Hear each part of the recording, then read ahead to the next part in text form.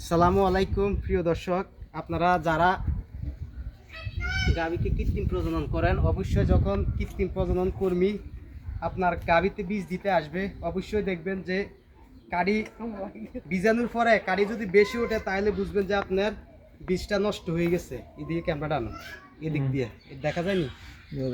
আপনি যখন দেখবেন যে কৃত্রিম প্রজনন কর্মী পানিতে যখন বীজটা ডালবে রাখবে, তখন যদি বীজটা বেশি ওঠে তাহলে বুঝবেন যে বীজটা নষ্ট। আমি এখানে দুইটা বীজ রাখছি, আমার এই যে ক্যানের থাকি দেখাও চাই, আমার ক্যানের থাকি আমি দুইটা বীজ রাখছি। রাখার পরে দেখেন যে বীজটা নষ্ট। প্রথমে মনে করছিলাম গরুটাকে সাইওয়াল বীজ দিব, এই দেখেন এই যে গরু, এই গরুটাকে সাইওয়াল বীজ দিব এবং আমার কাছে সাইওয়াল এক পিসে ছিল।